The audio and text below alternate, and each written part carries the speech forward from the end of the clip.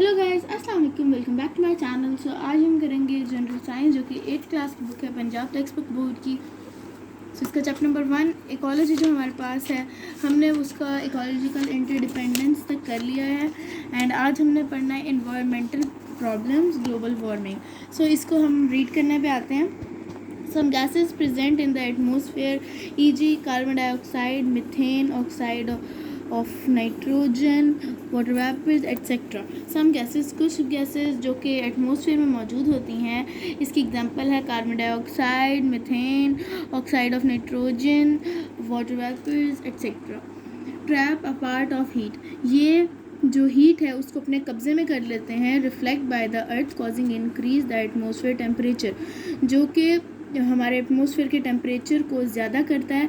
जब ये हमारे एटमॉस्फेयर के साथ मतलब जो हमारे एटमॉस्फेयर है, हमारे जो सनलाइट है, उसके साथ ये वाली गैसेस रिएक्ट करती हैं, रिफ्लेक्ट होती हैं, तो ये हीट प्रोड्यूस करती हैं। These gases are called green house gases, ये वाली गैसेस ग्रीन हाउस गैसें हैं। एंड द फिनोमा, और इसका जो फिनोमा है is called green house effect. इसका जो फिनोमा है उसे ग्रीन हाउस इफ़ेक्ट कहते हैं। ड्यू टू ह्यूमन एक्टिविटीज़ की वजह से, like burning of fuel etcetera, जो फ्यूल है, जो तेल है, उसके बढ़ने की वजह से, उसके जलने की वजह से, the amount of green house gases increased in the atmosphere.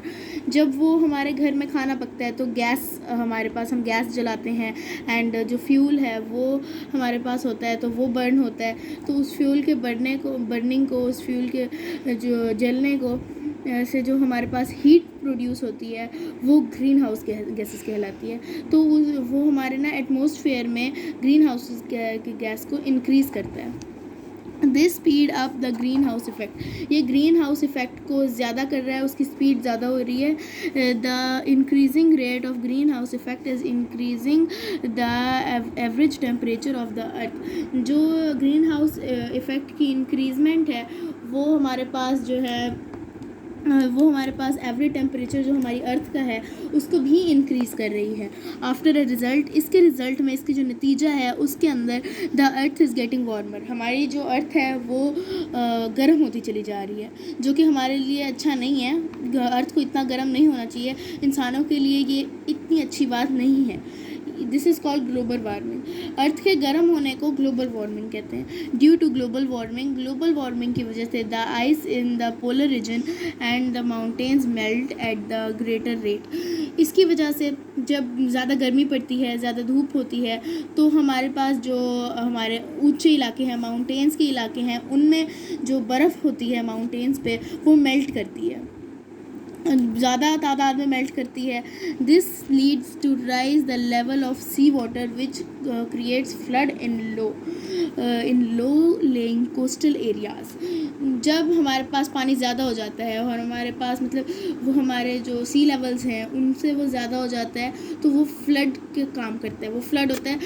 इसकी वजह से हमारे जो लोअर एरियाज़ हैं, जो नीचे के एरियाज़ हैं, वहाँ पे फ्लड आता है। लाइक बांग्लादेश हो गया, मालदीव्स हो गया, उसके इलाके लो होते हैं, उनकी जो सरफेस है वो लो है, जिसकी वजह से वहाँ पे सैलाब आने के, वहाँ पे फ्लड आने के चांसेस ज़्यादा रहते हैं। The climate of many regions of the world also changing due to global warming. The climate कहते हैं हमारी आबो हवा, जो है हमारा क्लाइमेट, हमारा एटमॉस्फेयर है उसको हम लोग क्लाइमेट में शुमार करते हैं। हमारे जो ये हम लोग कहते हैं कि आज गर्मी है तो ये हम क्लाइमेट कह रहे हैं, आज ठंड है तो ये क्लाइमेट में ही आता है। इसकी वजह से जो हमारे पास दुनिया में कुछ ममालिक ऐसे हैं जिनका क्लाइमेट चेंज हो रहा है ग्लोबल वार्मिंग की वजह से। The global warming is thus a threat, इसलिए जो ग्लोबल वार्मिंग है वो हमारे पास थ्रीट है to the life of the earth, हमारी अर्थ के लिए। इस पैराग्राफ में बेसिकली ये समझाया गया है कि जब हमारे पास ये कुछ गैसेस रिएक्ट करती हैं, हमारे पास रिफ्लेक्ट करती हैं हमारे उनको सनलाइट को, तो वो ग्रीन हाउस गैसेस कहलाती हैं। और जो हमारे पास इसका फिनोमा है उसे ग्रीन हाउस इफ़ेक्ट कहते हैं। और इसमें ये बताया गया है कि जब हम लोग कोई चीज़ जलाते हैं जो हमारे पास गर्मी पैदा होती है उसे हम ग्लोबल वार्मिंग कहते हैं। जो हमारे टेम्परेचर में गर्माहट होती है, हमारी अर्थ का जो टेम्परेचर है वो वार्म होता जा रहा है, उसे हम ग्लोबल वार्मिंग कहते हैं। बस इसमें इस पैराग्राफ में यही बताया गया है, ये इसका इम्पोर्टेंस है इसकी। और आप सिर्फ यहाँ से यहाँ तक ही जो हाईलाइट किया हुआ है वही करें, क्योंकि ये इसके आगे फिर एक्सप्लेन किया हुआ है।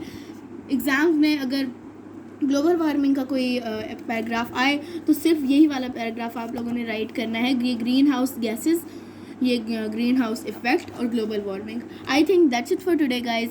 If you like this video don't forget to like, comment and subscribe. I will see you guys in my next video, so till then everybody take care and good bye.